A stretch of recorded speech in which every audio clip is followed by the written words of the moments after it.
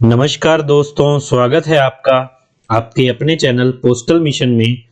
आज हम फिर से हाजिर हैं एक नई वीडियो एक नए लेक्चर के साथ। आज का जो हमारा टॉपिक है वो जीडीएस टू एमटीएस का जो प्रीवियस ईयर 2024 का एग्जाम हुआ था वो पंजाब सर्कल का हम आपको सॉल्व करके बताएंगे। तो ये जो एग्जाम दोस्तों, जैसे कि आपको पता ही है, जीडीएस टू एमटीएस का एग्जाम 60 मिनट का 1 घंटे का होता है और 100 मार्क्स का होता है। इसमें जो डिपार्टमेंटल है वो 60 मार्क्स का यानी 30 प्रश्न होंगे। देखते हैं पहला प्रश्न क्या है। पहला प्रश्न है, philatelic deposit account was introduced at all philatelic bureaus in India in which year. जो फिलेटिक डिपॉजिट अकाउंट होता है पीडीए, वो इंडिया में कब इंट्रोड्यूस किया गया था।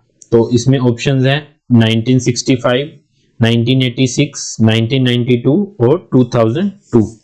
तो इसका जो आंसर होगा दोस्तों सही वो होगा ऑप्शन ए 1965। अगला प्रश्न देखते हैं, which of the following statement is are true. नीचे दो स्टेटमेंट दी गई हैं, इनमें से बताना है कि कौन सी स्टेटमेंट सही है। पहली है, गोल्ड कॉइन और बुलियन और गोल्ड ऑर्नामेंट्स ऑफ गोल्ड और both value exceeding 1 lakh rupees shall not be transmitted by India post. इसमें कह रहे हैं कि गोल्ड कॉइन, बुलियन या गोल्ड से बने हुए जो गहने हैं वो 1 लाख रुपए से ज्यादा के इंडिया पोस्ट के द्वारा नहीं भेजे जा सकते। तो ये स्टेटमेंट तो ट्रू है दोस्तों। अगली स्टेटमेंट पढ़ते हैं, coins, currency note and bank notes cannot be transmitted by India Post except by the order made by Director General Postal Service for specific purpose provided they are in consonance with RBI guidelines and government rules in effect।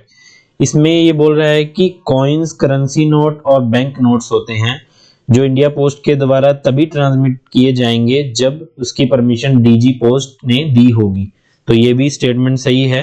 तो इसका जो answer होगा दोस्तों वो होगा option C, both A and B. आगे चलते हैं। तीसरा प्रश्न है, which of the following statement are true regarding महिला सम्मान सेविंग सर्टिफिकेट। एमएसएससी जो स्कीम है 2023 में आई थी, इसके संबंध में दो स्टेटमेंट दी हैं, हमें बताना है कौन सी स्टेटमेंट सही है। तो पहला है, any woman can open MSSC for herself.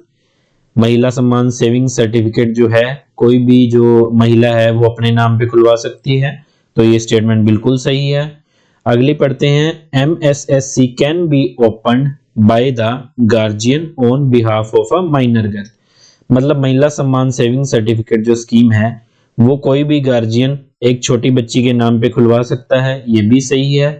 तो इसका आंसर होगा दोस्तों option C, both A and B are true.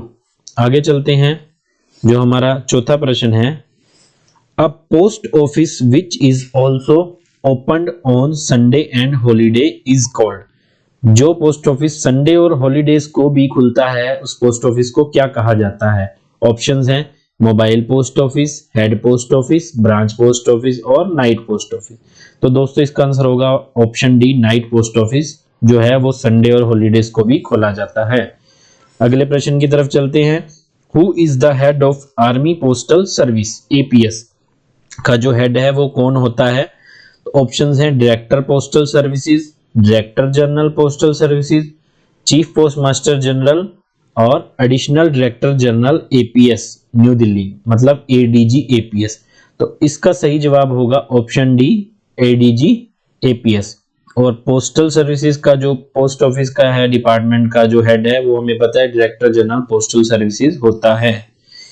आगे चलते हैं। अगला प्रश्न है, post office is divided into 3 classes excluding. मतलब कि पोस्ट ऑफिस को 3 जो क्लासेस हैं वर्ग में बांटा गया है, उनमें से नीचे दिए गए ऑप्शंस में से कौन सी क्लास इंक्लूड नहीं है। पहला ऑप्शन है हेड पोस्ट ऑफिस, फिर है दोस्तों SOs including ED SOs, SOs including ED excluding ED SOs, फिर है ईडी ब्रांच पोस्ट ऑफिस। तो हमें मालूम है हेड ऑफिस भी कैटेगरी में आता है, ब्रांच ऑफिस भी कैटेगरी में आता है और एसओज इंक्लूडिंग ईडी एसओ मतलब जो एसओज जिनमें ईडी भी होते हैं वो भी इसमें आता है। तो जो ऑप्शन सी होगा वो इसका राइट आंसर होगा, एसओस एक्सक्लूडिंग ईडीएस। आगे चलेंगे, अगला प्रश्न है which of the following is incorrectly match in relation to controlling authority. मतलब जो नीचे चार कॉम्बिनेशन दिए गए हैं इनमें से हमें गलत बताना है कि कौन सी डिवीजन में कौन सा जो सुपीरियर अथॉरिटी का ऑफिसर है वो बैठता है। तो पहला ऑप्शन है पटियाला डिवीजन एसएसपीओज, आरएमएसएलडी डिवीजन में एसएसआरएन, जालंधर डिवीजन में एसएसपीओज और संगरूर डिवीजन में एसपीओज। तो दोस्तों वैसे तो ये चारों ऑप्शन सही है, इसलिए ये क्वेश्चन जो है वो गलत आया था, इसकी जो सबको ग्रेस मार्क्स दिया गया था, या फिर कई बार कैंसिल भी कर दिया जाता है क्वेश्चन अगर ऐसा कुछ हो तो। अगला प्रश्न देखते हैं, mobile post office remain closed on Sunday holidays, both Sunday and holidays, none of the above. मतलब पूछ रहे हैं कि मोबाइल पोस्ट ऑफिस कब बंद रहता है, तो Sunday holidays, both Sunday and holidays, none of the above ये ऑप्शन है। तो मोबाइल पोस्ट ऑफिस भी वर्किंग डेज में ही चलता है, संडे और हॉलीडेज को बंद रहेगा, तो ऑप्शन सी आएगा, बोथ संडे एंड हॉलीडेज। आगे देखते हैं, 9वें प्रश्न की तरफ चलते हैं। Rule 4 of postal manual volume 5 provides definition of. जो पोस्टल मैनुअल वॉल्यूम 5 है हमें मालूम है कि जीडीएस 2 एमटीएस के सिलेबस में है और उसमें सिर्फ डेफिनेशंस हमसे पूछी जाएंगी। तो वही पूछा गया है कि रूल 4 है वो किसकी डेफिनेशन बताता है। ऑप्शंस हैं ए सुपरिटेंडेंट, बी पोस्टमास्टर जनरल, सी रेलवे मेल सर्विस या डी हेड ऑफिस। तो इसका सही ऑप्शन होगा रूल 4 सुपरिटेंडेंट। इसमें दोस्तों इसको प्रश्न को दूसरी तरीके से भी डाला जा सकता है कि जैसे सुपरिटेंडेंट जो है पोस्टल मैनुअल वॉल्यूम 5 के कौन से रूल में डेफिनेशन उसकी दी गई है, तो हम उसका आंसर रूल 4 लिखेंगे। वो एग्जामिनर पर डिपेंड करता है कि वो कैसे प्रश्न डालता है। नेक्स्ट क्वेश्चन की तरफ चलते हैं, ये है दोस्तों, if franked article is found in letter box. अगर जो फ्रैंक किया हुआ आर्टिकल है वो लेटर बॉक्स में मिलता है तो उसे कैसे ट्रीट किया जाएगा। फ्रैंक्ड आर्टिकल जो एक फ्रैंकिंग मशीन से फ्रैंक्ड किए होते हैं जिन पे जो राशि है वो लिखी छपी होती है। पहला ऑप्शन है this should not be transmitted and return to sender. यह डाक के द्वारा नहीं भेजा जाएगा और सेंडर को वापस कर दिया जाएगा। दूसरा ऑप्शन है टेक्स्ट डबल वैल्यू उसकी चार्ज की जाएगी। तीसरा ऑप्शन है is to be treated as unpaid article and sent to its destination in normal manner। तीसरा है कि उस आर्टिकल को अनपेड माना जाएगा और उसे अपने गंतव्य स्थान पर नॉर्मल तरीके से भेजा जाएगा। और डी है नन ऑफ दिस। तो दोस्तों इसका आंसर आएगा ऑप्शन सी, उसे जो है अनपेड मानकर डेस्टिनेशन पर नॉर्मल मैनर में भेज दिया जाएगा, उसे रोका नहीं जाएगा। आगे चलते हैं 11वें प्रश्न की तरफ। Letter boxes marked for letters only should be used for posting off. इसमें एग्जामिनर ने बोला है कि लेटर बॉक्स जिन पर सिर्फ लेटर्स ओनली लिखा होता है उसमें कौन सी तरीके के डाक जो हैं वो डाली जा सकती हैं। पहला ऑप्शन है कि सिर्फ लेटर्स डाली जा सकती हैं। दूसरा ऑप्शन है कि पोस्ट कार्ड डाले जा सकते हैं। तीसरा ऑप्शन है both A and B, letters post card दोनों डाले जा सकते हैं। तो इसका आंसर दोस्तों सी आएगा, दोनों तरह के आर्टिकल इसमें डाले जा सकते हैं। ऑल कैटेगरी ऑफ आर्टिकल नहीं आएगा, ये गलत होगा। अगले प्रश्न की तरफ चलते हैं। इसमें पूछ रहा है कि the public are advised not to use dash for seals outside unregistered letters and packets except when such seals are necessary for the protection of articles to which they were applied. इसमें एक statement दी है हमें कि जनता को सलाह दी जाती है कि वह अपंजीकृत पत्रों और पैकेटों के बाहर मोहरों के लिए डैश का उपयोग ना करें, सिवाय कि जब ऐसी मोहरों की उन वस्तुओं की सुरक्षा के लिए आवश्यक हो। मतलब क्या चीज है जो जनरल पब्लिक को यूज नहीं करनी है जब तक उसकी जरूरत ना हो अनरजिस्टर्ड लेटर्स पर। तो ऑप्शन है गम, बी ऑप्शन है स्टेपल, सी ऑप्शन है सीलिंग वैक्स और डी ऑप्शन है नन ऑफ द अबव। तो गम भी पब्लिक यूज करती है, स्टेपल भी यूज करती है। जो सीलिंग वैक्स है दोस्तों सी, ये पब्लिक को यूज नहीं करना होता है। इसका आंसर सी रहेगा, सीलिंग वैक्स। अगले प्रश्न की तरफ चलते हैं। 13वां प्रश्न है what does a LBPN required to know. Letter box PN को क्या क्या पता होना चाहिए। लेटर बॉक्स पीएन दोस्तों एमटीएस को ही बोला जाता है, अलग से अब लेटर बॉक्स पीएन नहीं होता है। इसके आगे आंसर दिए हैं वो हम पढ़ते हैं। The hours at which the letter boxes in their beats are cleared, मतलब जो किस टाइम जो है लेटर बॉक्स उनकी बीट में क्लियर करने हैं। दूसरा है the hours at which the mail are dispatched from and delivered to post office, मतलब जिस पोस्ट ऑफिस में लेटर बॉक्स पीएन कार्य कर रहा है उस ऑफिस का मेल आने का और डिलीवरी होने का समय। तो लेटर बॉक्स पीएन को दोनों ही चीजें पता होनी चाहिए, इसका आंसर आएगा ऑप्शन सी। अगले प्रश्न की तरफ चलते हैं।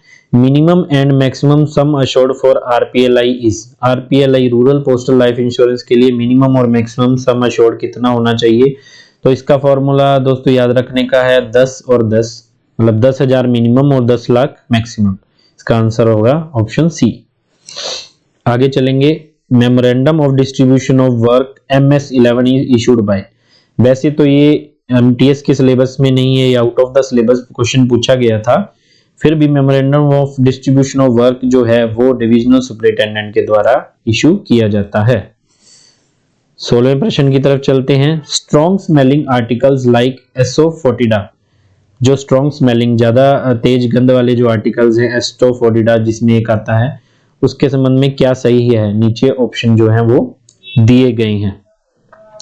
पहला ऑप्शन है can be sent by post if enclosed in a hermetically sealed case of tin और other metal, मतलब एक कोई टीन के डब्बे में अगर अच्छे से पैक किया हो तो क्या भेजा जा सकता है।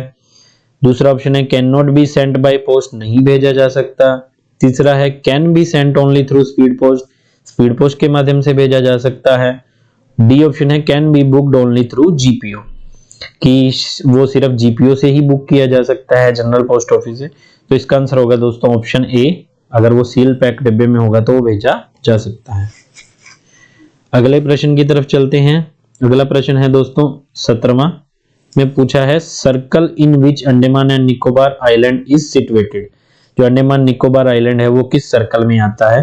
तो ये ऑर्गेनाइजेशनल स्ट्रक्चर की जो हमने वीडियो डाली है उससे आप सर्कल नेम भी याद कर सकते हैं। इसका आंसर होगा ऑप्शन बी, वेस्ट बंगाल में। अगले प्रश्न की तरफ चलते हैं।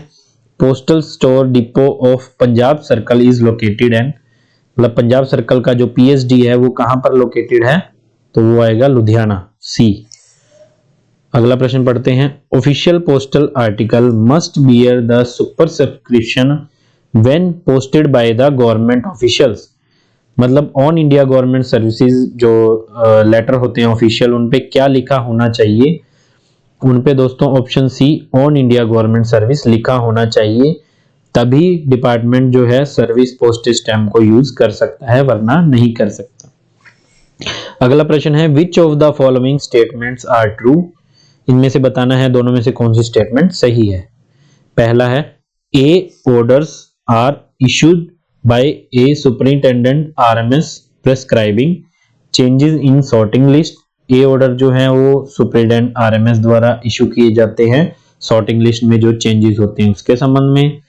बी ऑप्शन है B orders are issued by superintendent RMS for guidance of his subordinates in the performance of their duties, और जो बी ऑर्डर हैं वो सुपरिटेंडेंट आरएमएस द्वारा इशू किए जाते हैं अपने सबऑर्डिनेट्स को गाइड करने के लिए। तो ये दोनों ही ऑप्शन सही हैं स्टेटमेंट, इसका आंसर आएगा ऑप्शन सी। अगले प्रश्न की तरफ चलते हैं। Delivery of article in PMA has to be done at what time, postman app में जो डिलीवरी ऑफ आर्टिकल है वो किस टाइम करनी चाहिए। ऑप्शन ए है start of the beat, at the time of door step delivery, at breaks, end of the beat. तो इसका सही आंसर होगा बी, जब डाक डिलीवरी करे डोर स्टेप पे ही उसे करना पड़ेगा। अगला प्रश्न है office of exchange deal with category of male, office of exchange है दोस्तों वो इंटरनेशनल मेल, बी ऑप्शन के, इसके साथ ही डील करता है जिसे ओओई भी बोला जाता है। अगला प्रश्न देखते हैं। Maximum weight for speed post is, speed post का जो मैक्सिमम वेट है वो, इसका आंसर आएगा ऑप्शन सी 35 किलो। अगले प्रश्न की तरफ चलते हैं। Mail bag is mail bag जो डाक का थैला है वो क्या है? Due bag, not a due bag, unusual bag, none of the due bag. इसका आंसर आएगा ए। ड्यू बैग मतलब कि वो डेली भेजना ही भेजना है। अगला प्रश्न है दोस्तों, cash bag is, cash bag जो है वो क्या है? ड्यू बैग है, नॉट अ ड्यू बैग है, अनयूजुअल बैग है, नन ऑफ दिस। तो कैश बैग है जो दोस्तों वो नॉट अ ड्यू बैग आएगा, क्योंकि अगर कैश होगा तब हम भेजेंगे वरना नहीं भेजेंगे। अगले प्रश्न की तरफ चलते हैं, 26वां। इसमें पूछा है फर्स्ट क्लास मेल आर, जो फर्स्ट क्लास मेल प्रथम श्रेणी की मेल है उसमें क्या क्या आता है? तो आपको ये अपने एक तरीके से इसका रट्टा ही मारना है कि लेटर, पोस्ट कार्ड और लेटर कार्ड ये फर्स्ट क्लास कैटेगरी में आते हैं। अगला प्रश्न देखते हैं, which of the following is not allowed to be sent via India post between Punjab and Delhi? Punjab और दिल्ली के बीच में क्या क्या जो सामान है वो ट्रांसमिट नहीं किया जा सकता? पंजाब और दिल्ली के बीच में क्या क्या है जो इंडिया पोस्ट के माध्यम से नहीं भेजा जा सकता? पहला ऑप्शन है coca leaves and hemp and preparations thereof, कोका की पत्तियां और भांग नहीं भेजे जा सकते। बी ऑप्शन है pigeons in properly protected cages, जो पिंजरों में कबूतरों को, तो ये दोनों ऑप्शन ही इसमें है, जो दोनों आइटम्स ही नहीं भेजी जा सकती। इसका आंसर ऑप्शन सी आएगा। अगला प्रश्न है दोस्तों, maximum period of detention of articles except VP articles addressed poste restante, poste restante articles VP article को छोड़कर कितने दिनों तक रखे जा सकते हैं? Not exceeding 3 months, 1 month, 1 week। तो इसका आंसर आएगा दोस्तों option B, not exceeding 1 month। अगला प्रश्न देखते हैं, under senior citizen saving scheme joint account can be open, senior citizen saving scheme में जॉइंट अकाउंट किसके साथ खुलवाया जा सकता है? तो इसमें सिर्फ स्पाउस के साथ जो है हम खुलवा सकते हैं, हस्बैंड अपनी वाइफ के साथ या वाइफ जो है अपने हस्बैंड के साथ। लास्ट क्वेश्चन है, fresh passbook in lieu of old passbook can not be issued, मतलब जो पासबुक भर जाती है, खत्म हो जाती है, उसके बदले में जो नई पासबुक मिलती है वो कौन सा ऑफिस नहीं दे सकता है? हेड ऑफिस भी दे सकता है, सब ऑफिस भी दे सकता है, सीबीएस ऑफिस भी दे सकता है, जो ब्रांच पोस्ट ऑफिस है वो नहीं दे सकता। इसका आंसर आएगा ऑप्शन सी।